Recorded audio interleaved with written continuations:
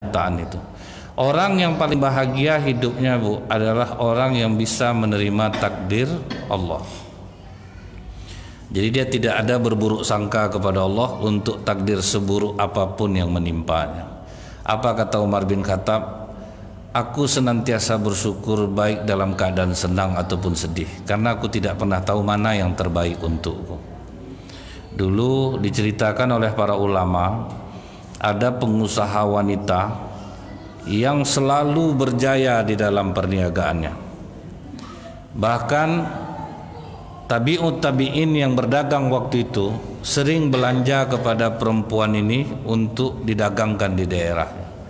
Tapi apa pengakuan tabi'ut tabi'in ini, Pak? Perempuan ini sering menangis. Jadi dia di tokonya itu sering menangis. Padahal jual belinya banyak. Cuman itu tidak terlalu diperhatikan orang. Cuman sahabatnya aja yang memperhatikan, Bu. Beberapa bulan kemudian dia balik lagi mau belanja. Pas dia belanja itu perempuan ini bangkrut dan wajahnya tersenyum, Pak. Dia tertawa bersama anak-anaknya. Ketika ditanya sama ibu ini, saya mau belanja, waduh dagangan saya sudah tidak ada lagi, saya bangkrut. Tapi mengapa ini pemandangan aneh yang saya lihat? Kenapa engkau begitu bahagia saat ini? Waktu penjualanmu banyak, kenapa kau sedih? Waktu aku berjaya itu, disitulah aku cemas. Apa udah benci Allah sama aku? Kau tidak pernah dapat musibah, dagangan lancar, tidak pernah tertipu. Aku takut Allah memberikan kesenangan untukku di dunia dan aku tidak mendapatkannya lagi di akhirat. Tapi ketika usahaku terbakar, aku bangkrut, anakku wafat, disitulah aku merasa Allah masih menyayangiku. Akan terbalik nih, Pak.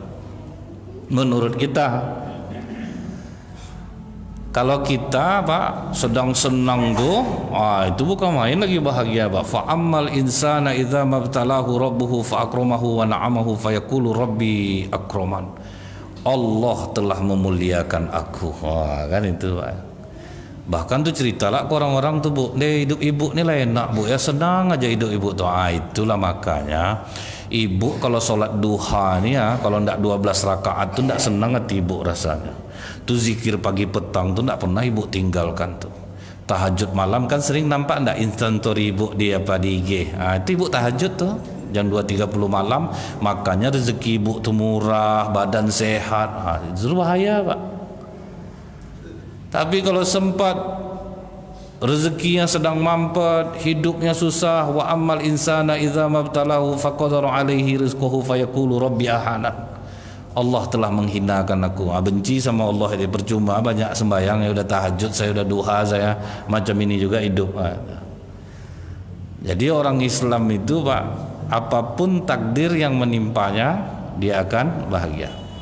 Takdirnya ada dua, Bu. Ada mubrom, ada namanya mu'allaq. Takdir mubrom ini sesuatu yang sudah menjadi ketetapan Allah, Pak. Setaat apapun bapak tetap kena gitu. Sudah ditetapkan Allah, tanggal 23 Desember bapak ini tertabrak mobil patah. Itu udah diketetapan tuh, Pak. Itu udah tertulis. Setaat apapun kita tetap akan kena. Itu yang takdir mubrom.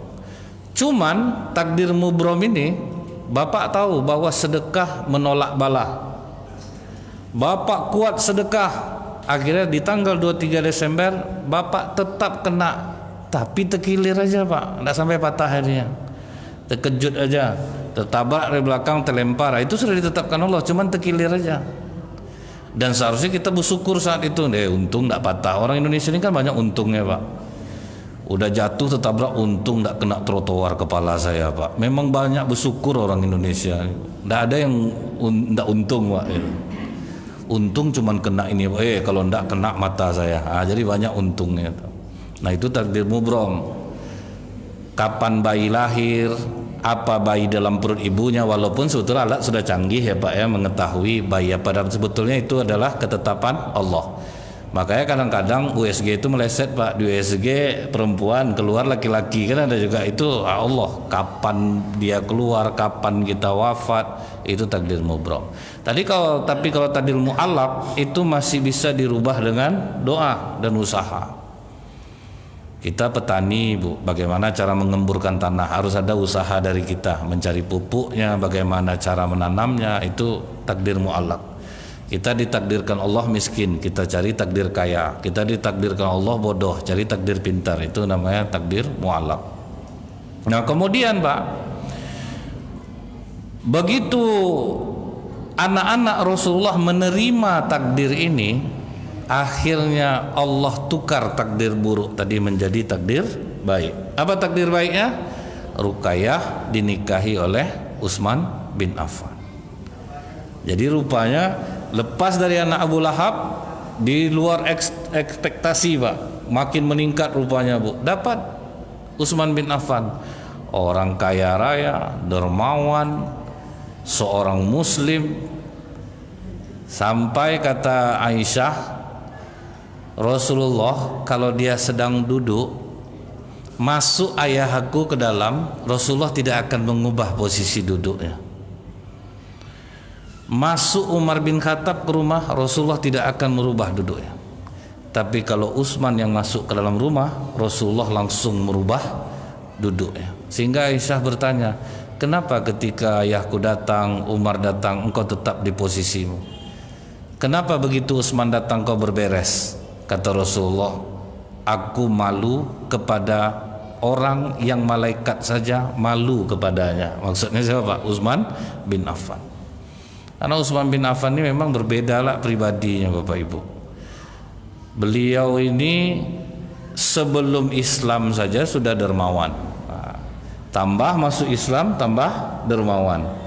Inilah gelarnya Zunnurain yang pertama. Sebelum Islam dermawan, setelah Islam dermawan.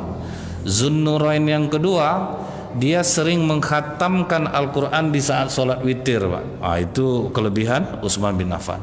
Jadi kalau dia sholat dalam satu hari itu, witirnya itu khatam Quran. Berarti dari pagi, Pak, sibuk dengan Al-Quran. Ternyata ada orang Indonesia nih kan, Bu, ya, kalau taraweh habis Isya sampai menjelang subuh langsung khatam.